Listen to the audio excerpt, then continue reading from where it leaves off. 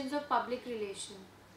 Public relations is fundamentally the art and science of establishing relationships between an organization and its key audiences.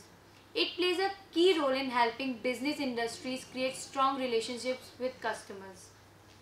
It involves supervising and assessing public attitudes and maintaining mutual relations and understanding between an organization and its public. It is effective in helping corporations convey information about their products or services to potential customers. Corporations reach local government and legislators. Politicians attract votes and raise money and craft their public image and legacy. Non-profit organizations including schools, hospitals, social service agencies, etc. boost support of their programs such as awareness programs, fundraising programs, and to increase patronage of their services. Public relations in present time employs diverse techniques such as opinion polling and focus groups to evaluate public opinion, combined with a variety of high-tech techniques for distributing information on behalf of their clients, including the internet, satellite feeds, broadcast faxes, and database-driven phone banks. As public image is important to all organizations and prominent personalities, the role of public relations specialists become pertinent in crisis situations too. Public relations agencies provide important and timely transmission of information that helps save the face of an organization. When we discuss about the role and functions of a PR in an organization, we cannot forget the immensely important role of a PRO in times of crisis and how they can help instrumental in the successful resolution of the crisis by their crisis management plan. To further elaborate on the role and functions of PR department in times of crisis, I would like to discuss one of the very famous classic case study related to PR and its role in successful crisis management. The case relates to the Tylenol crisis, which very badly affected one of the renowned companies of the world named Johnson & Johnson. How effective public relations saved Johnson & Johnson. In the fall of 1982, McNeil Consumer Products, a subsidiary of Johnson & Johnson, was confronted with a crisis when 7 people in Chicago West Side died mysteriously. Authorities determined that each of the people that died had ingested an extra-strength Tylenol capsule laced with cyanide. The news of the incident traveled quickly and was the cause of a massive nationwide panic. These poisonings made it necessary for Johnson & Johnson to launch a public relations program immediately. In order to save the integrity of both their products and their corporation as a whole, the publicity about the cyanide-laced capsules immediately caused a nationwide panic.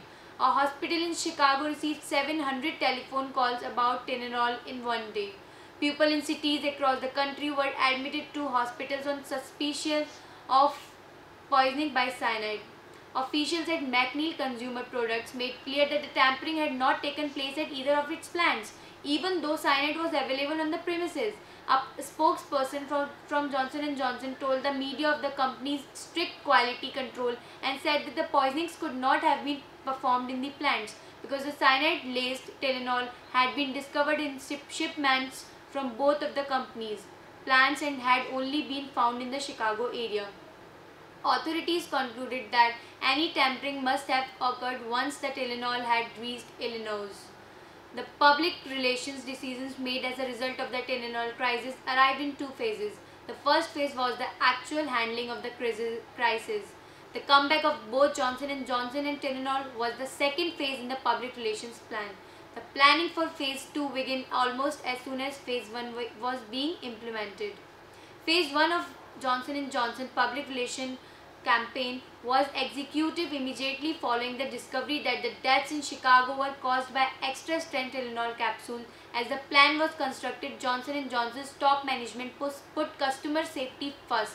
Before they worried about their company's profit and other financial concerns, the company immediately alerted consumers across the nation via the media not to consume any type of Tylenol product. They told consumers not to resume using the product until the extent of the tampering could be determined. Johnson & Johnson, along with stopping the production and advertising of Tylenol, recalled all Tylenol capsules from the market. The recall included approximately 31 million bottles of Tylenol with a retail value of more than $100 million. Johnson & Johnson, on the other hand, was praised for their actions by the media for their socially responsible actions. Along with the nationwide alert and the Tylenol recall, Johnson & Johnson established relations with the Chicago Police, the FBI, and the Food and Drug Administration.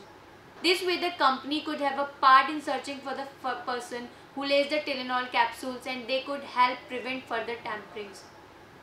Johnson & Johnson was given much positive coverage for their handling of this crisis.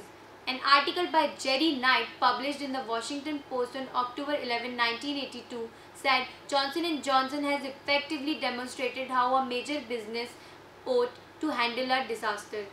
The Post also cited many incidents where public relations programs at large companies failed in crisis situations.